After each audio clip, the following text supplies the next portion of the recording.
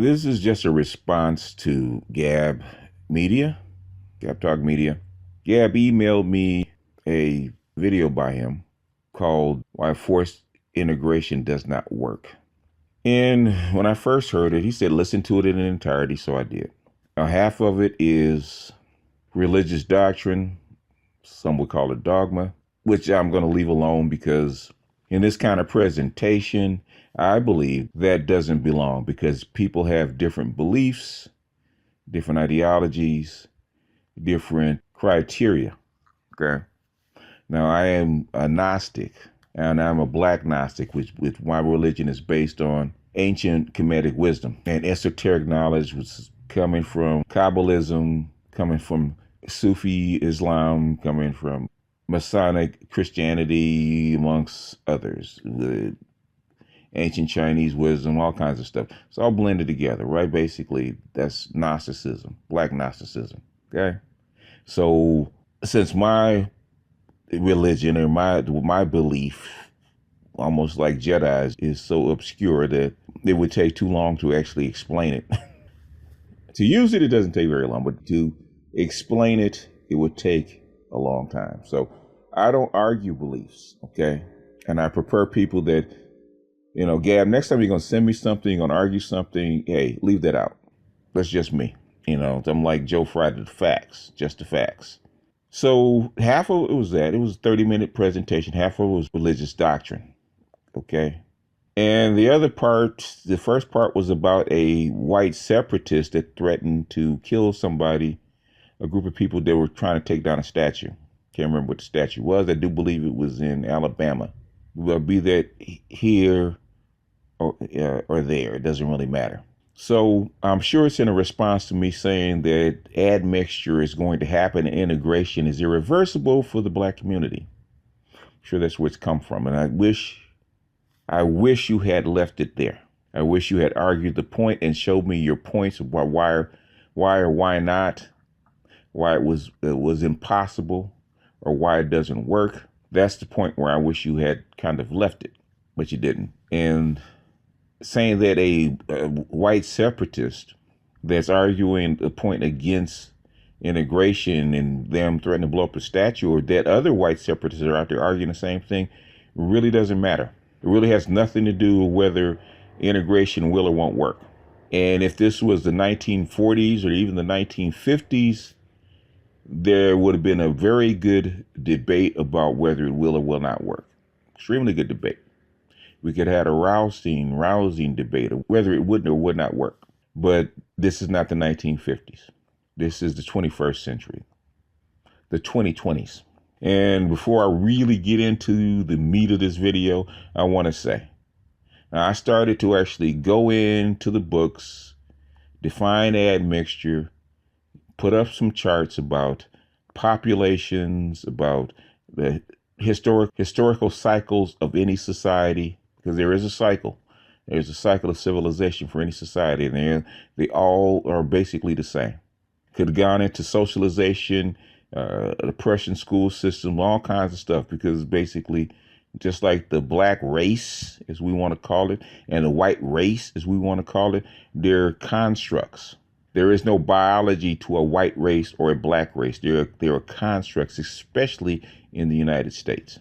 Now, I started to put up all these charts and graphs and all this stuff about why it's going to work, the advancement of socializing or changing the socialization or cultural socialization of a group of people over time, and how it takes about 7 generations and all that kind of stuff. But we're not going to do that, okay? I am not going to put grade 1, grade A academia or basically academic argumentation or debate into somebody that's not going to do it. So basically, from now on, if you guys are going to be lazy about putting this stuff out and making a debate, an argument, I'm going to be lazy about it too. I'm just going to talk. I'm not going to put all that stuff up. I'm not going to put hours of work into something that you guys aren't going to put the same amount of work into. So I started to do all that stuff. And, I said, you know what? 1, I don't have time or the inclination. And 2, I'm only going to match what you put out. Now, I used to just go through all that just to destroy people academically or logically. But Uh, at this point, it's not going to be worth it. So, with that, let me go ahead and get into it.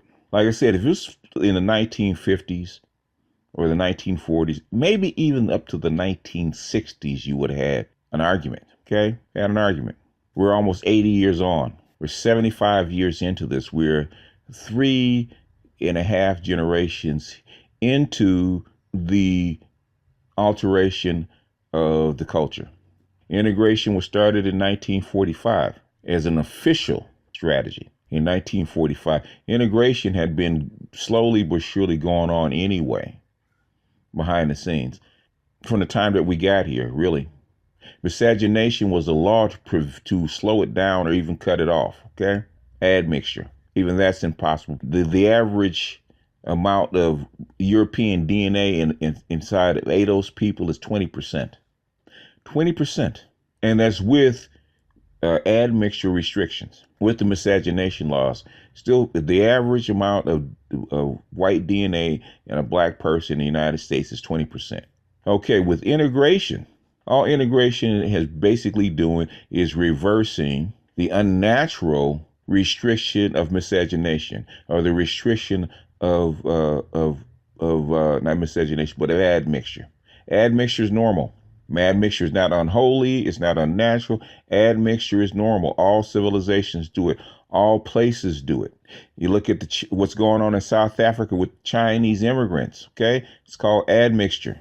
You look at white women flying down from Europe, going down to Gambia and Kenya to get fucking pregnant. That's admixture. You look at 40% of Spain, France, Portugal, and Italy, the immigrants that are coming in from the Middle East and from Africa, 60% of children being born are from immigrants. That's admixture. That's normal.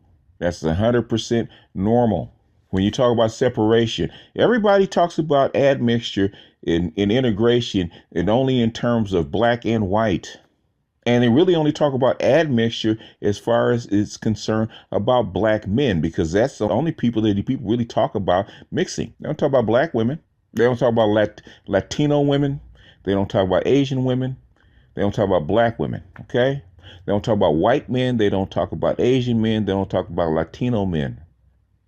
The only people they talk about mixing or integrating with is black men. Black women can live in any population, any category, any place in the world and not be bothered, for the most part. Black men cannot. So the restriction is not black people, is black men. That's the first thing I want to get to. I should say the second thing I want to get to. All the white people that you see here that are white, coming from all the European tribes, had been admixed into the white collective, physically, genetically, and socially, and all through what we call the school system, the Prussian school system, which is basically forced admixture. 1945, the first place they actually integrated or admixed by force was the military, because they could. They integrated the military forces. They could, because it was easiest to do. They could just decree it. It has to be done. There is no vote. There is no basically voice by the population, because they're soldiers. Social integration had to come for physical integration. It was already there. You've never been separate from black, white people anyway. You've always been physically integrated into this country. You've already been culturally integrated into this country since the day you were actually created. And people keep forgetting that the black race, or the American descendants of slaves, were a creation. White people with guns and swords did not go into your continent and steal you out, okay? They didn't go to the heart of Africa and take you out. They didn't. You were sold by your fellow Africans into bondage, much like Joseph was sold into bondage by his brothers. You're sold into bondage. So were your women, and your women were forced to produce more of you. So 91% of you were actually produced by force by the slave masters. You are a created class of people. Race is the term they put on you, but you're a creative class of people. And the other people that were sired by the white slave master, which we used to call the mulattoes, And then the black bourgeoisie after that, by decree, were forced into your class and forced to admix with you. After 1945, they decided to integrate this disparate class that had not been integrated. And the only way, after 200 years of forced separation, they had to force integration. Every action has an equal and opposite reaction. To undo something, you have to do the same thing you did to get in that same place. You had to force people to separate. Now you have to force people to mix. The easiest way to do that without all-out war is basically do what? You integrate them into the same classroom, slowly but surely. That's why your biggest fights in the 1950s were over education, where you went to school. That's what also caused white flight when they didn't want to mix, because they know the power of education.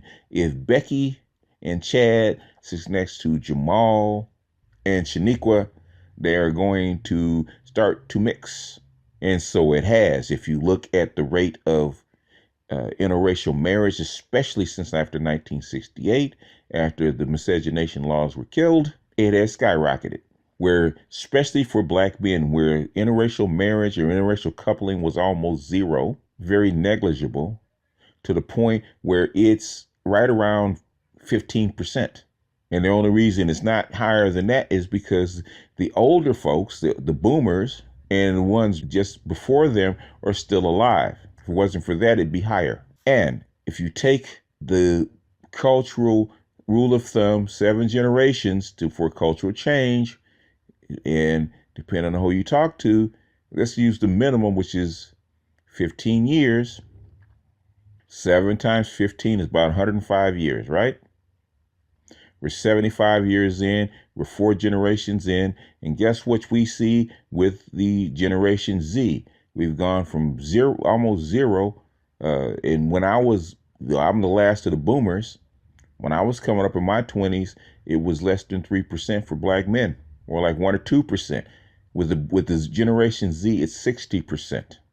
It's 60%. So basically, we've gone from linearity to exponential. If Generation Z is 60%, then next generation will be 80. And once you get to 80%, basically the black community will probably be either so diminished it's not worth talking about, or completely gone. And then all it would take is a stroke of a pen to get rid of what we call the black community. So that's just education. That's just genetic admixing, which is the last stage, okay? The biggest factor to dating and mating is proximity. And under forced admixture, after you take away the black schools, send black children to white schools, I would gather to say 80% of the black schools are probably gone or dying, and all the schools are mixed, especially when you add in the factor of Latinos. We forget about Latinos, okay? I'm in Los Angeles. Now, this is a Latino state. 70% of what used to be called black schools are Latino. 7% of the students are Latino in historically black schools. I don't know about down south, but 70% of the stuff here is Latino. And basically, most of the schools down south, what we historically called being down south, I would say 50% of those are mixed, where they've killed those black schools and sent them to those black children to white schools. Third thing, since 1992, they have been slowly but surely destroying black communities. We call it gentrification. That's what we like to call it, gentrification. Gentrification is destroying black communities. I was talking to a brother just yesterday from Memphis. Memphis is almost gone. An historically black city, an historically all black city, Memphis is almost gone. Mixed in by Latino and white. It's almost gone. Can't talk about Dallas. Dallas is pretty much gone. Most of Texas is gone. Now, I can't swear by the smaller states like Arkansas, Alabama, Mississippi. We know Florida's gone. We know Louisiana's getting ready to follow, and Louisiana's a small state. All the rest of your states are mixed. To say that forced integration does not work, I will respectfully say, Brother Gap, bullshit. Forced integration does not work, then we'd be still less than 3% of mixture or interracial marriage for black men, especially for black men and for black women. The numbers are the numbers. The numbers are the numbers. You cannot get by the numbers. And you can't think about short term. To say that it does not work is bullshit. It's working. The numbers tell you that it's working. Will people be happy about it? No. Will some people get killed? Yes. Like the gentleman that threatened to shoot people with an AK-47 on air, that didn't want to give up his name. It doesn't mean anything because they knew exactly where he was as soon as he made a threat. As soon as he made a threat in open air, the NSA picked up his voice, his location, and everything else. They knew where to come get him if they wanted to come get him. Every other knucklehead doing that kind of stuff will get picked up. The fact that you have a national agenda, not only, but a global agenda, protesting a white cop putting his knee on the neck of a black man and killing him on camera, shows you that integration is working, because those are not black people out there marching and protesting. Those are white people. Now, you can say you don't like it. You can say that you're not for it. You can argue against maybe the merits of whether black people should be integrated or not integrated. Those are all valid points, and those are a matter of opinion. But what's not a matter of opinion is whether it's working. Because just think about capitalism. Now, capitalism has its downturns. It has its foibles. It has its chinks in its armor. And nobody knows whether it's going to last forever or go by the wayside. But you can't say it didn't work. Proof is in the pudding. The skyscrapers, the technology, the advancements through capitalism are undeniable. Just like integration, or what I call admixture. Because that's really all you're talking about. You're talking about admixture. You're already integrated. You were never separate in this nation from the very beginning. You always had a place in this nation. You were never separate. You were always integrated into the fabric of in the United States from the time that you got here, whether it was in chains and by the lash, or basically born through a slave woman's womb. Didn't matter. You were always integrated into this society. Now, genetically, now you're getting even more integrated. So this is just going to be brief. I don't even know if I'm going to even put up a thumbnail. Now, Brother Gab, if you want to have a discussion about this, really have a discussion about this, because I'm not going to throw back and forth opinions. If you got something, you got something. If you got proof where it doesn't work or it's going to fail, please show it, because the numbers don't show that shit, okay? It doesn't show it. If you want to talk about white supremacy, that is a different issue altogether. We can discuss that one. As far as admixture and integration, admixture is a normal process. Integration is a normal process. All they had to do is basically get rid of the restrictors. Get rid of the restrictors.